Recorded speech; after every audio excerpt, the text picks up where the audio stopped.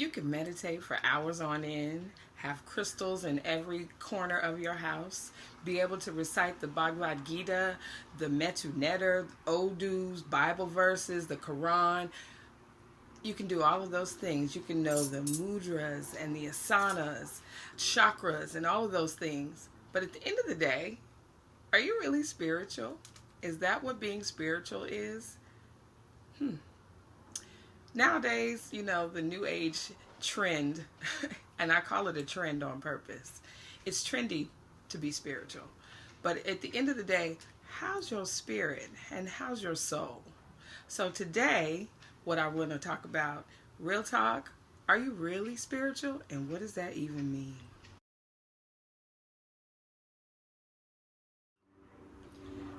So we all know that person that looks at the clock at 11:11 or 2:22 or 3:33, that gets tarot readings on a regular basis, that sees double rainbows in the sky, can tell you what a cardinal means, which is actually proper use of power or setting good intentions, knows the symbolism of all of the tree of life, and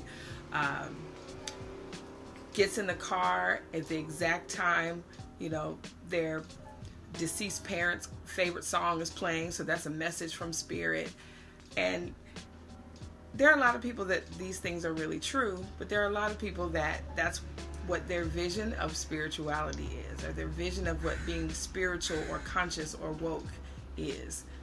That's definitely not the case, because you can look the part, but spirituality, and there are people, let me back up, there are people that look the part. They walk very lightly. They have a soft tone to their voice, or they're, and those are things that people perceive as holy people that stay in the middle and never say a curse word, or never, get into materialism. This is not what spiritual is. It's not what spirituality means. I'm a very spiritual person. I like all kinds of things that certain people would deem not good for you or bad or make judgments about. That doesn't make me any less spiritual.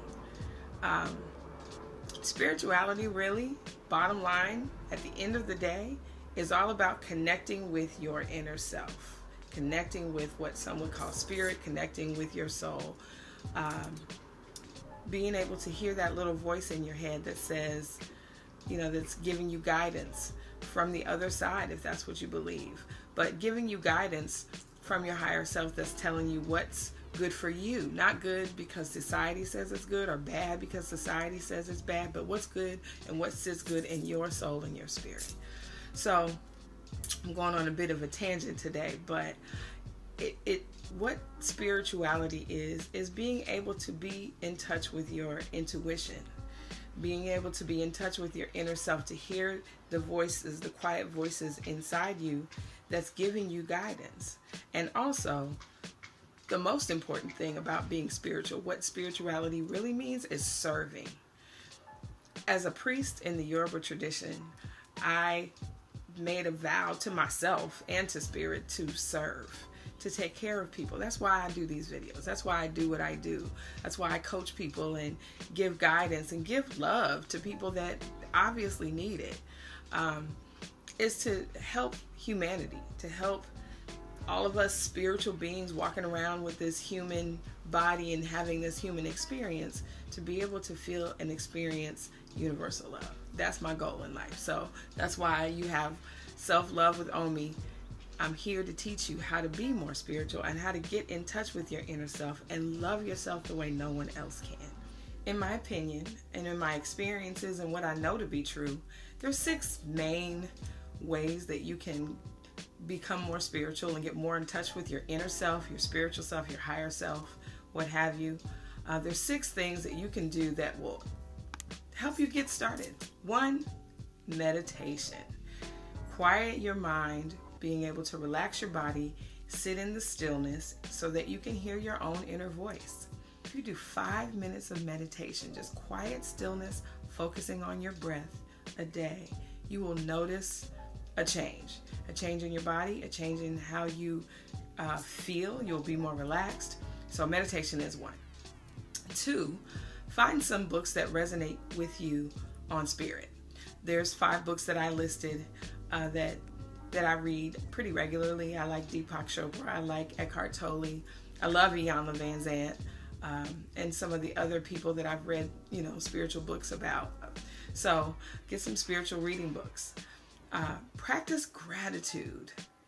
Sometimes we are so busy with our own life that we forget to thank the Creator just for waking up in the morning. When you wake up, first thing you open your eyes, don't pick up your phone. Don't read your emails and go to social media. Thank Spirit, thank Creator, thank God, whoever you worship, for letting you wake up again, for letting you be safe, for letting you be healthy, whatever it is. But find something to be thankful for when you first open your eyes in the morning.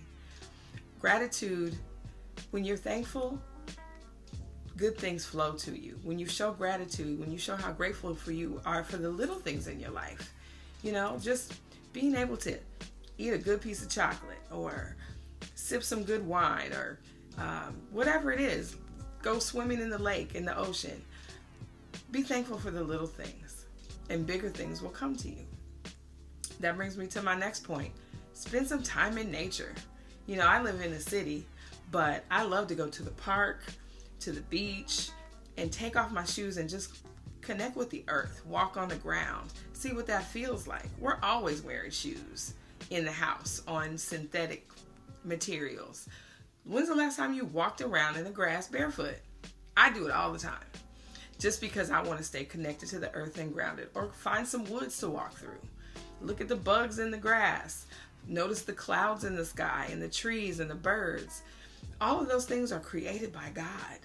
And it kind of gets you more in touch with your God self, because you didn't make all of these things. And ask yourself questions like, how do plants really grow?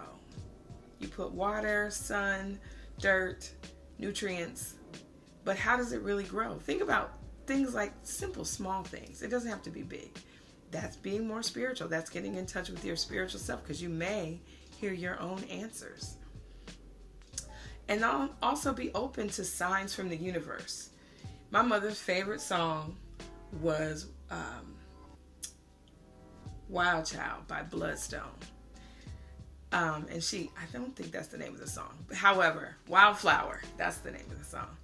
And my mother passed away in 2008. And every now and again, I'll be thinking about her, and I'll get in a car, or I'll walk into a restaurant or a coffee shop, and that song is playing. And to me, that's just her little way of letting me know that she's with me and that spirit is close to me. There are books about dream interpretation and animal symbols and signs and symbols of the universe and shapes and all of those things. Those things actually mean something if you believe in that. If you don't, then find other signs. You could look at the Bible and see a verse that tells you something that was exactly right on time for what you needed to hear. Sometimes that's a message from spirit, and just be open to that. And last but definitely not least, and this goes along with the first point I made, mindful breathing. Are you really breathing? Most people breathe from here. Take your breath from here. Fill up your lungs and your abdomen and your body full of air when you breathe. Just take some deep, slow breaths, right? The first 3 breaths can be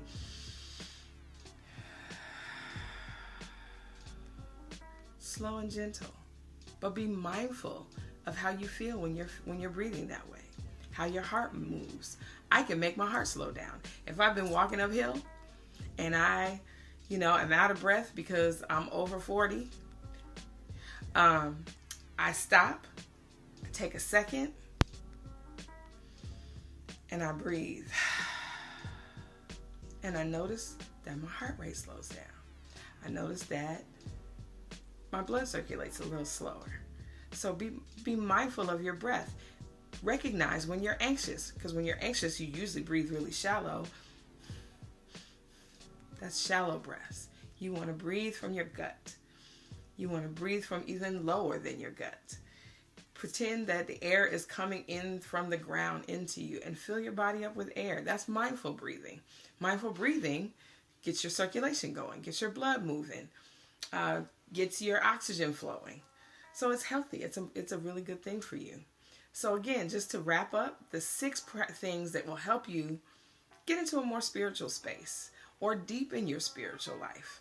Meditation, spiritual reading, gratitude, being thankful, spending time in nature, being open to signs from the universe, whatever that may be for you, and mindful breathing. Practice these things. Take baby steps. Start with the meditation for 5 minutes and see where that takes you. You'll be surprised at the world that will open up to you when you just open up to being truly spiritual. That's all I have for you today. Hopefully you got a message from this. Hopefully it helped your life in some way.